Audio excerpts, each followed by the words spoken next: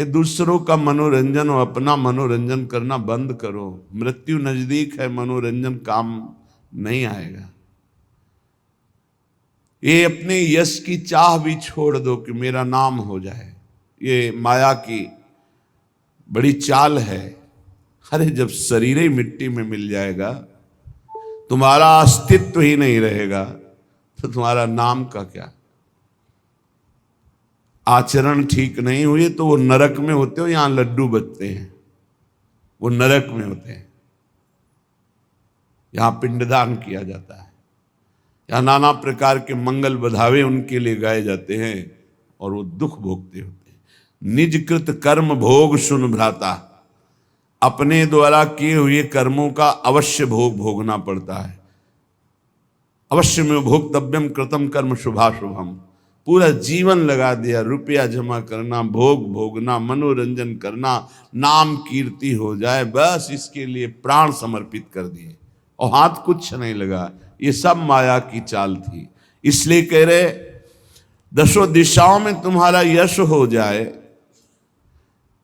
लोक रंजन कर लिया, सब तुम्हें बहुत प्यार करते हैं, किंतु हाय तुमने वृंदावनाधीश्वर श्यामा श्याम को नहीं प्रसन्न कर लिया, उनका यश नहीं गाया, उनका नाम जप नहीं किया किशोरी किशोर का, तो क्या किया, व्यर्थ गया तुम्हारा जीवन।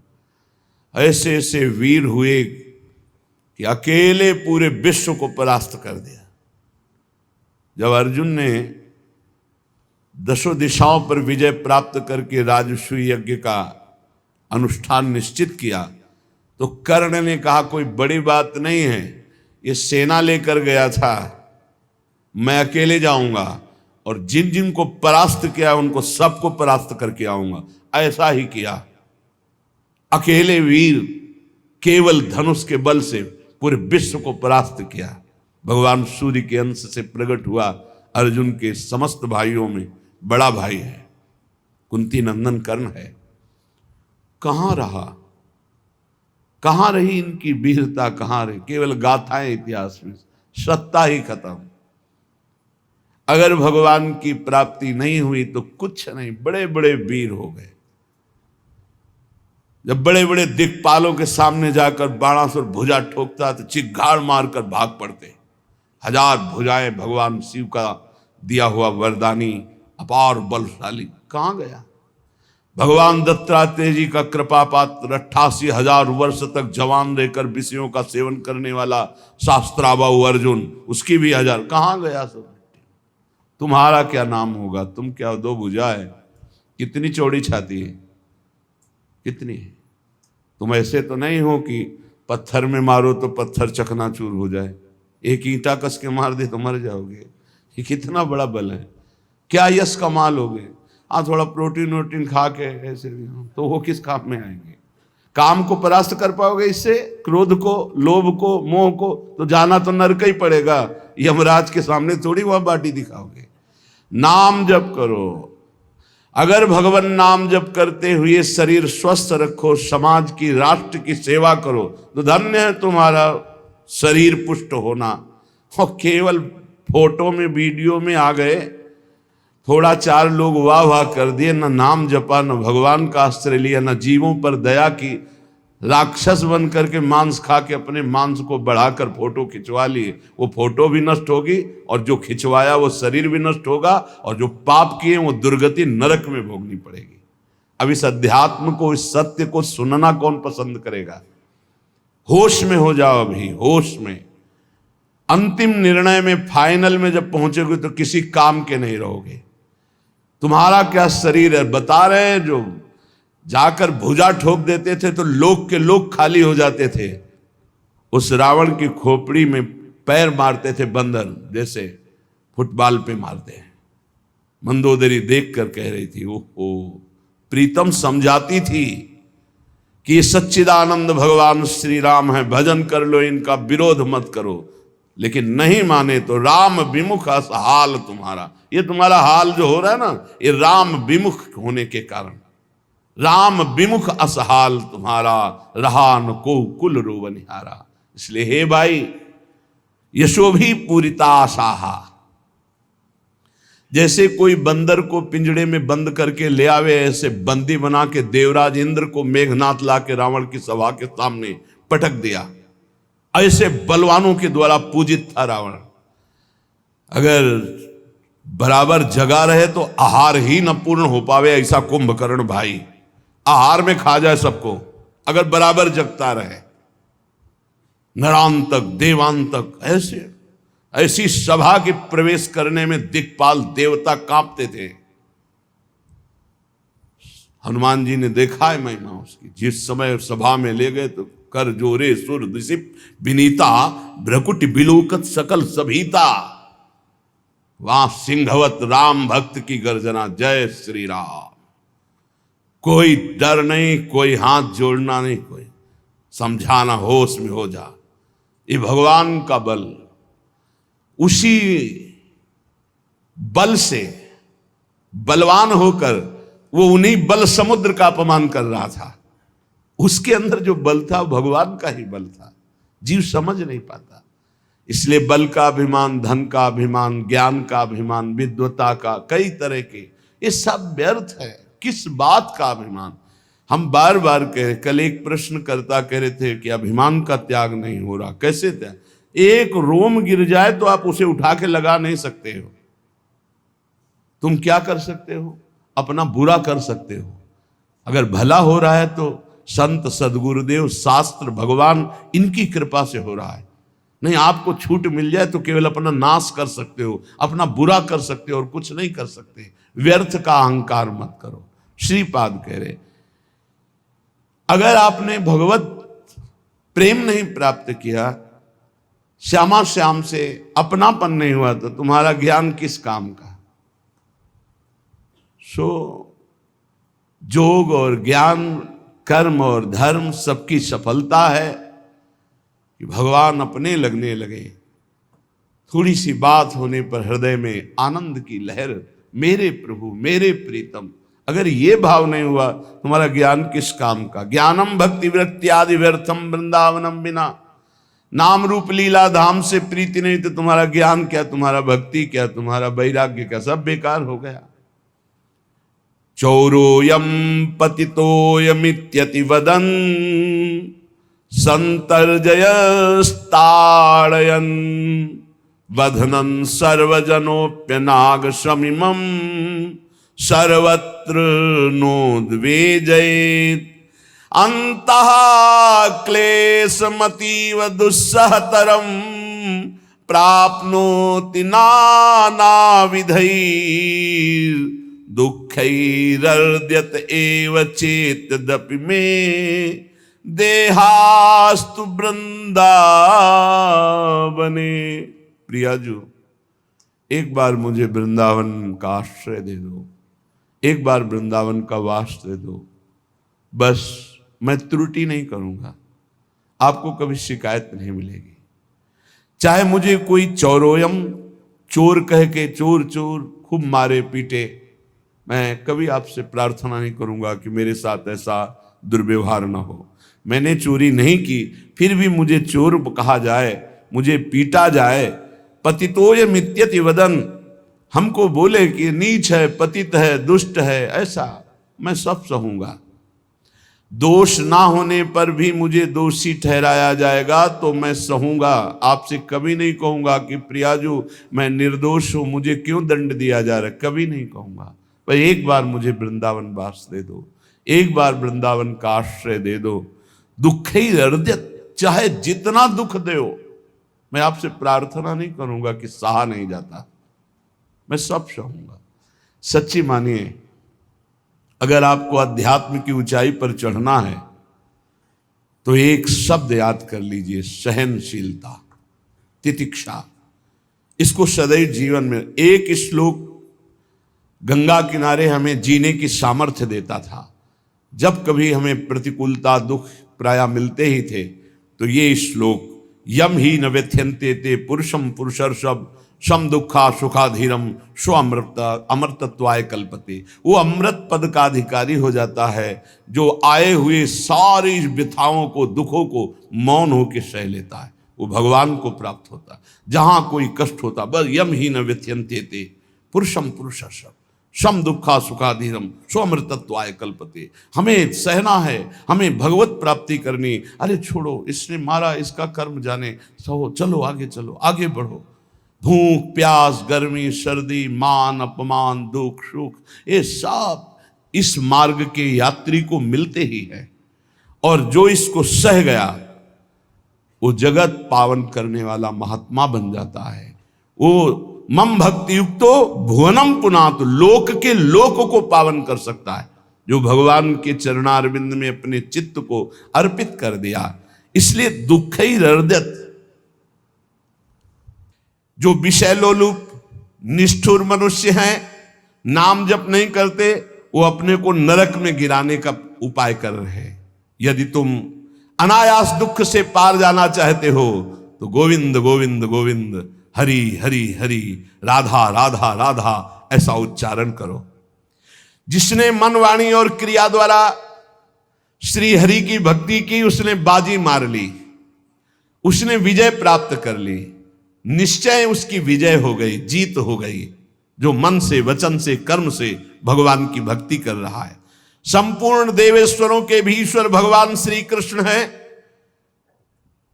थोड़ी सी भी आराधना कोई बहुत करके मानते हैं, इसलिए इनका नाम पाप रूपी पिशाचों का समुदाय नष्ट करने के लिए है।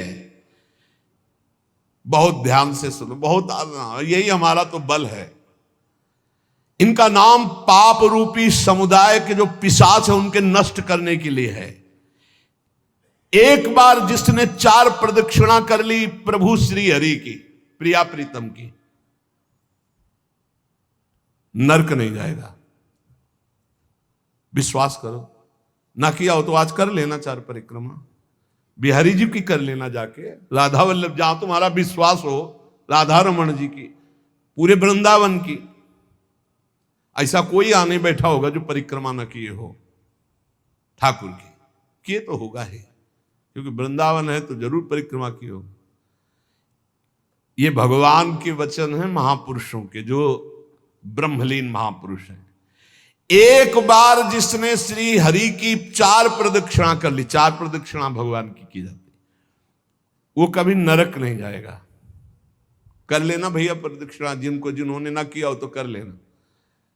अपनी प्रियालाल विराजमान रहते 4 बार प्रदक्षिणा कर ले।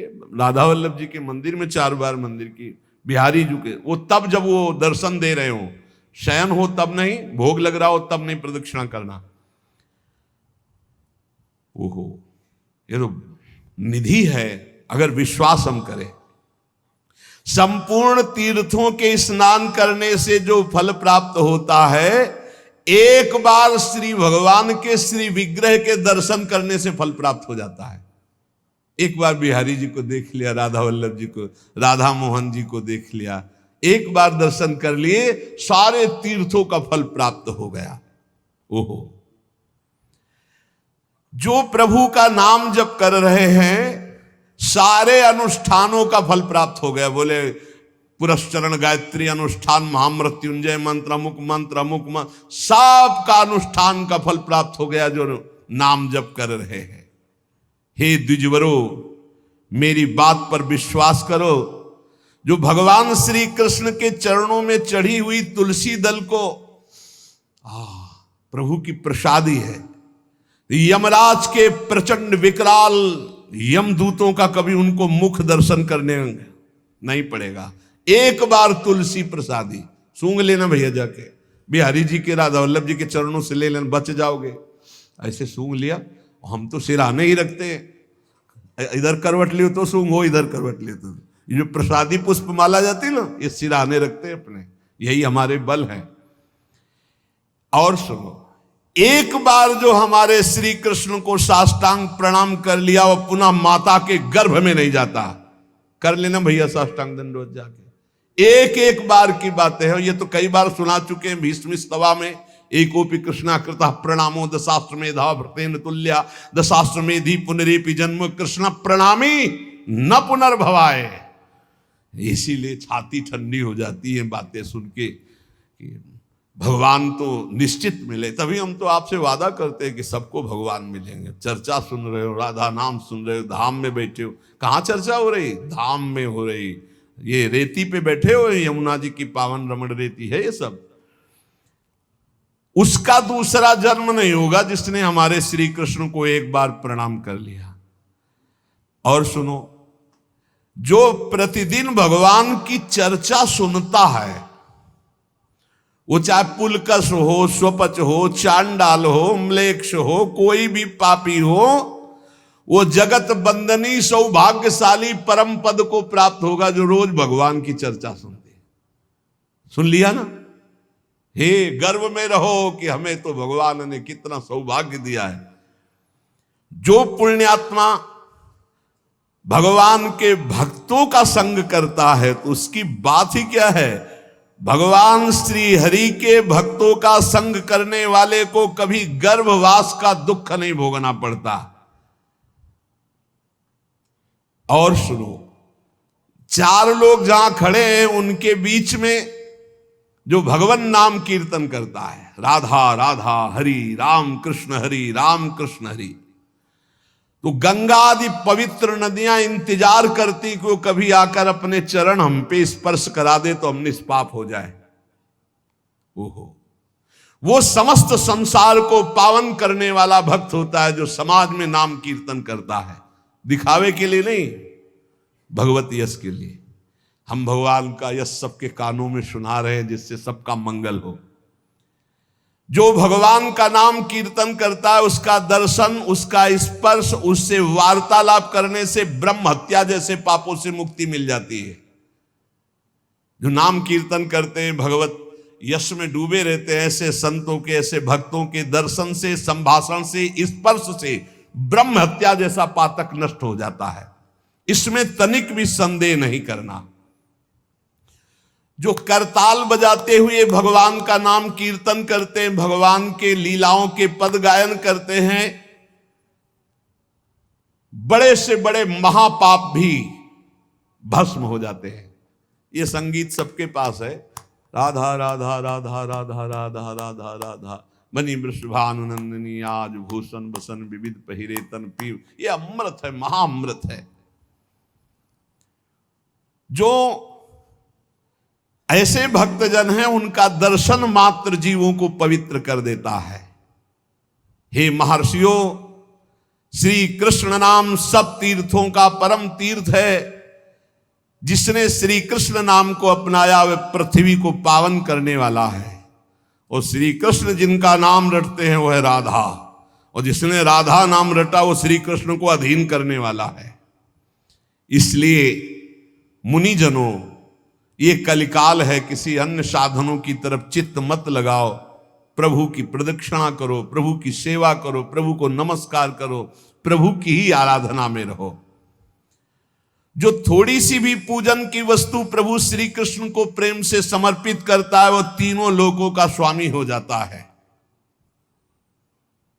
भगवान महेश्वर अपने एक ही भाव को प्रदान करते हैं, वो भगवान के सायुज्य मोक्ष को प्राप्त होता है।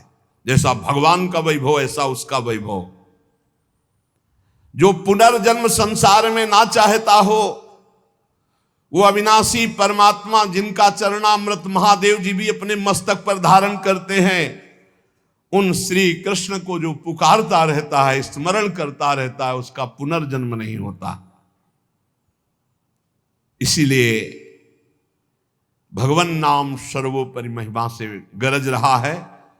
पतितः स्खलिताश्चारतः छुत्वा वा विवशो ब्रुवन् हरेनम इत्युच्चैर मुच्यते सर्वपातकम। गिरते समय, फिसलते समय, दुख आते समय, छींकते समय ऊंचे स्वर से बोल उठे हरे नमः, श्री हरे नमः, बोले सब पापों से मुक्त हो जाता है। कितना बढ़िया भगवान के नाम की ना रुपया लगता है, ना पवित्र पवित्रता की बात है, बस नाम जपे जाओ, आनंद ही आनंद है। 10 नामापराध से थोड़ा बच के, 10 नामापराध जो पीछे चर्चा हुई, सुन रहे हो तो इसको धारण करो। कह रहे हैं श्रोताओं के लक्षण सुन लो। पहला होता है श्रोता चातक। चातक कहते पपीहा को। जैसे बादल से बरसा सीधे चोंच में लिया और पान कर गया, उसी प्रकार जो श्रोता वक्ता के मुख की तरफ एकाग्र दृष्टि से देखता रहता है और जो शब्द निकलते हैं उनको पकड़ा पी गया अंदर, उसे चातक श्रोता कहते हैं।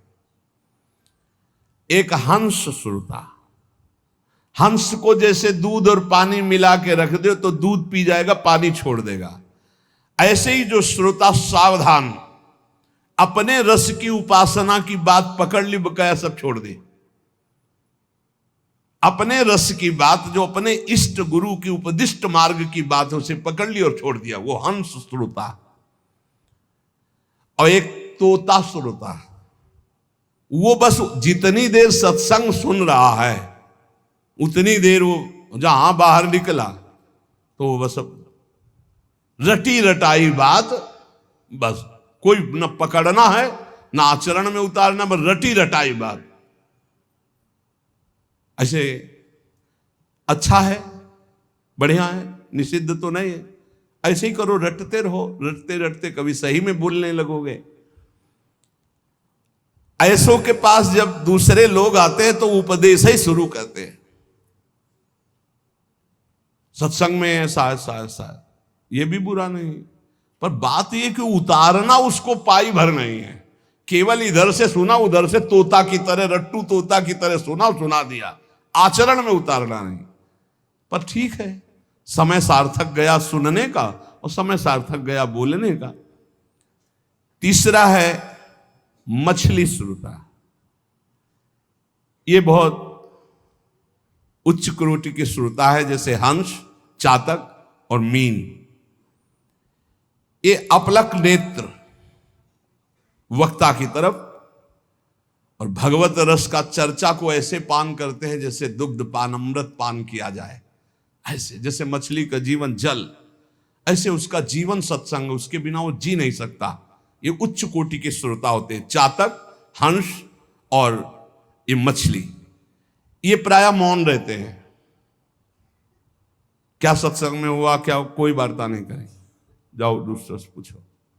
मौन रहेंगे, अपलक नेत्रों की तरफ, वक्ता की तरफ देखेंगे। जो शब्द आया प्राण पोषण की तरह उसे अंदर पान करेंगे और उसका आस्वादन वही जीवन बना लेंगे। जैसे मछली का जीवन पानी, तो सत्संग ही उनका जीवन। बहुत उच्च कोटि के, जैसे चातक और हंस और ये मछली, मीन। फिर एक होते हैं ब्रिक श्रोता। ब्रिक माने होता है भेड़िया। भेड़िया श्रोता कैसे होते हैं? ये सत्संग के बीच में विघ्न डालने वाले होते हैं। कुछ ऐसे आवाज करना जिससे सबको विघ्न पड़ जाए। यहां तो अगर एक बार आवाज की तो दोबारा आवाज करने के लिए अंदर प्रवेश ही नहीं होगा, इसलिए आवाज यहाँ नहीं आती। नहीं, प्राय ऐसे होते हैं। अच्छा, मान लो बीच में भगवान नाम से हो रही चर्चा, अब जोर से आप कोई नाम उच्चारण करें तो सबको विक्षेप पड़ेगा। तो जो सत्संग के बीच में डरावने प्रयोग करे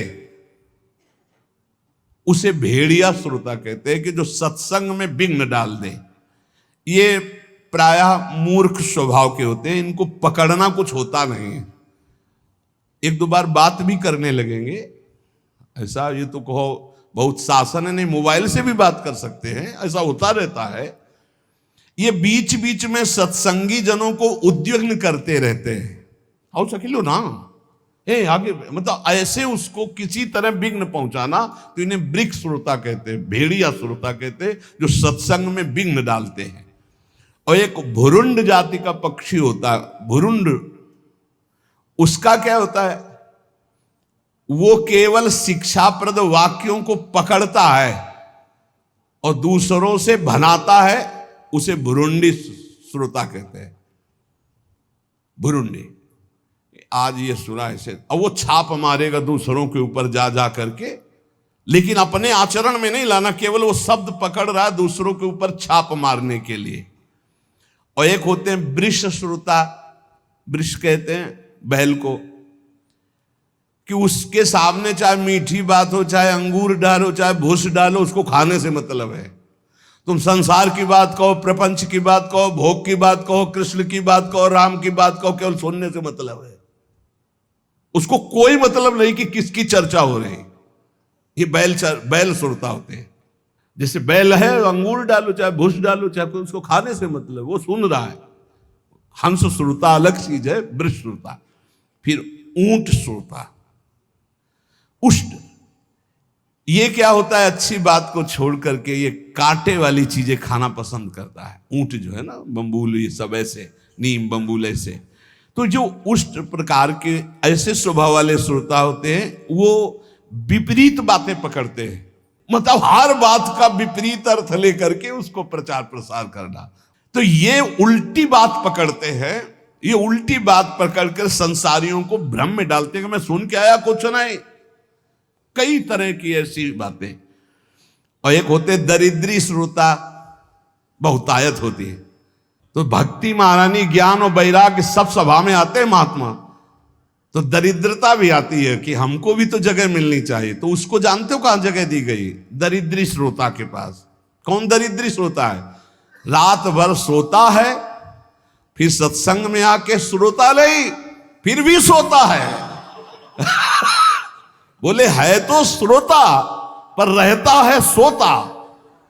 कैसे सोता है? दलिद्र, जो दलिद्रता होती है वो टहलती है। तो जो चौकस ऐसे एकदम बैठे हैं, उनको प्रणाम करती, हमारे लायक तुम नहीं हो। ज्ञान भक्ति वैराग्य होते हो, तुम विराजमान हो। वो देखती कि कोई हमें तो बुलावे, तो जा कहता है बोले ये जगह है, ये हम बैठ जाएंगे। लार बह रही है, ऐसा लग रहा बड़ा गूढ़ सत्संग सुन रहे, और वह झटके से मारते चले जा रहे। ये है दरिद्री श्रोता। इसमें नाम ज्यादा आ जाएगी, बस संभल के रखना।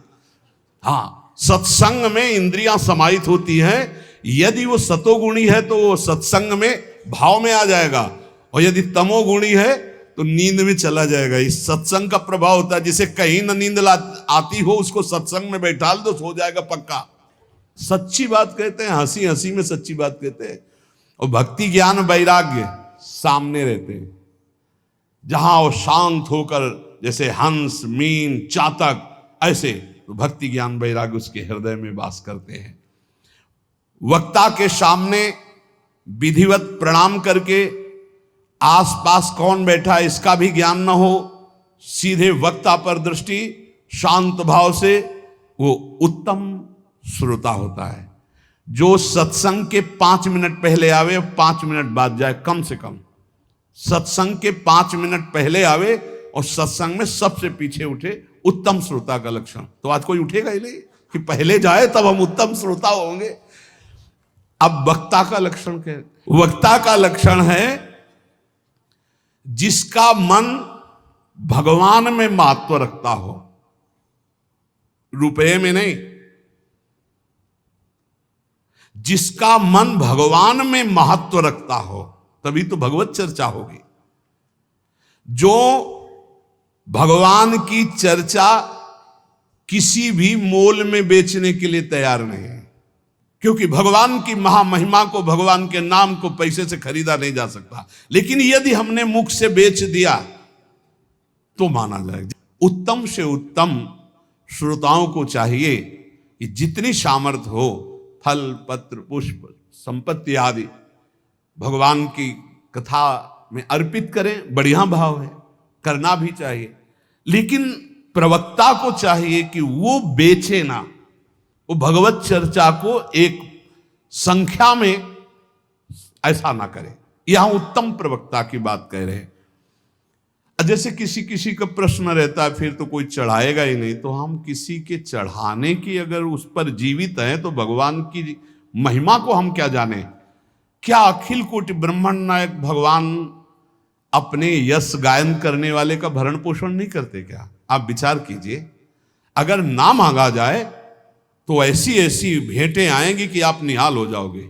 कभी नहीं मांगते थे श्री रामचंद्र डोंगरे जी महाराज, और बड़े बड़े अनुष्ठान चलते थे, उन्हीं के चढ़ावे थे। जितना चढ़ा उठ के चल दिया, कुछ नहीं लेते थे। और बड़े बड़े अस्पताल, विद्यालय, ये सब उन्हीं के। बहुत, अरे देन हार कोई और है, देत रहते दिन रैन। आगे कह रहे हैं जो सबका सुहृद होता है और जो तत्व बोध होता है, अपनी युक्तियों से भगवत वाक्यों को समझा सकता है, जो दूसरों को शब्दों का तत्वबोध कराने में चतुर हो और मुनि युक्त हो, मननशील हो, स्वयं मनन करने वाला, मंत्र जप करने वाला, पवित्र अनुष्ठान करने वाला और सबको सम्मान देने वाला हो, ऐसा स्कंद पुराणांतर्गत महात्म्य में लिखा हुआ है कि सबसे श्रेष्ठ प्रवक्ता वही माना जाता है जो भगवान की चर्चा भगवत प्रसन्नता के लिए, जगत कल्याण के लिए, जगत मंगल के लिए और स्वाभाविक जो भेंट चढ़ जाए, देखो इसका फल भी होगा। नित्य निरंतर जो भगवान की कृपा है वो उसके ऊपर बरसेगी, विश्वास कर लो। हमने पूज्य श्री तुकाराम जी के पावन चरित्र में उनके उपदेश में पढ़ा था, हितधाम में चर्चा की थी। शास्त्र में जो उत्तम प्रवक्ता का लक्षण है वो ये है कि अर्थ के द्वारा अपने भगवत चर्चा को बेचना शब्द ना करके जो चढ़ जाए भगवान की इच्छा से, ये भागवत सर्व समर्थ है, धुंधकारी को भगवत प्राप्ति करा दी 7 दिन में। श्रोता और वक्ता दोनों, जैसा शास्त्र में लिखा है, श्रोता समर्पण करने में संकोचन करे और वक्ता उदारता पूर्वक भगवान की चर्चा करे, भूरिदा जना, तो जगत मंगल हो जाए।